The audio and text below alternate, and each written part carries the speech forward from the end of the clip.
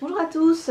Alors un jour un jeu, encore un petit jeu. Alors on ne sait pas si c'est le dernier, on verra bien, hein, suivant le déconfinement. Bref, donc les enfants vont devoir créer un tableau hallucinant. Alors le tableau hallucinant, c'est quelque chose qui ressemble à ça. Le tableau hallucinant. Alors vous êtes un mage, le parent, et vous allez demander aux enfants d'aller voir dans les tableaux hallucinants, qui sont en fait des tableaux que vous avez créés pour engloutir tous les méchants et les transformer en gentils. C'est pour ça que ce sont des tableaux hallucinants, parce qu'en fait ils perdent la mémoire et ils deviennent gentils.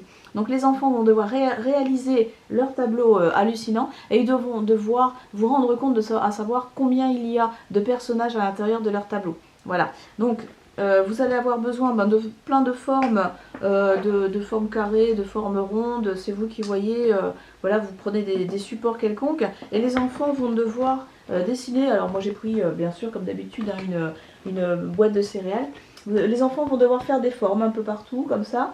Ils vont s'en servir comme pochoir, dessiner autour. S'ils sont trop petits, vous mettez de la peinture dans un support et puis ben, voilà, ils font des tampons. L'idéal, c'est d'avoir du coup plein de formes comme ça qui se chevauchent afin que les enfants puissent ensuite colorier toutes les petites parties qui se sont ainsi créées. Et ça devient, alors moi j'ai fait que la moitié pour vous montrer l'évolution. L'idéal, c'est de le faire le plus grand possible. Hein,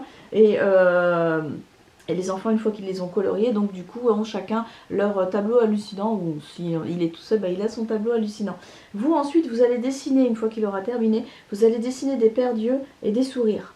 Alors, vous allez faire une paire d'yeux de plus que de sourires, ou l'inverse. L'important, c'est que l'enfant, quand vous allez lui redonner son tableau avec les yeux et les sourires, associe une paire d'yeux avec un sourire pour faire un visage, donc un personnage complet. Il peut mettre une gommette après pour cacher, pour retrouver les autres s'il est trop petit, que c'est compliqué de savoir qui il a déjà sélectionné. Vous pouvez aussi compliquer en mettant des nez. Voilà. Le but du jeu, c'est que l'enfant compte combien il y a de personnages complets à l'intérieur de son tableau hallucinant. Et une fois qu'il a déterminé le nombre de personnages, eh bien, il doit venir vous rendre compte, vous en tant que mage, du nombre de personnages qui vivent dans son tableau hallucinant.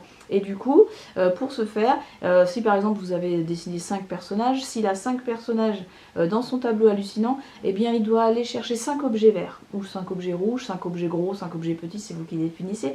Il doit aller chercher 5 objets quelque part dans la maison, il doit les rapporter en les tenant, il doit se présenter à vous en marchant à cloche-pied 5 fois, en sautant 5 fois à cloche-pied. Ensuite, il doit boire, pour s'éclaircir la voix, un verre d'eau 5 fois, enfin en 5 gorgées, pardon. Et ensuite, eh bien, il doit vous dire clairement, cher mage, il y a 5 gentils dans mon tableau. Cher mage, il y a 5 gentils dans mon tableau. Cher mage, enfin bref. Et à la fin, ça devient chaud, comme moi un peu quand je fais mes vidéos et que j'arrive pas à parler. Du coup, ça devrait se faire des petits passer du temps, des petits fous rires, parce que les enfants normalement ne devraient pas réussir à vous dire les 5 phrases normalement. C'est peut-être bien de filmer aussi, ça peut être rigolo. Et puis ben voilà, j'espère que vous allez encore passer un petit moment sympa avec mon petit jeu. Et puis je vous dis peut-être à la prochaine. Ciao!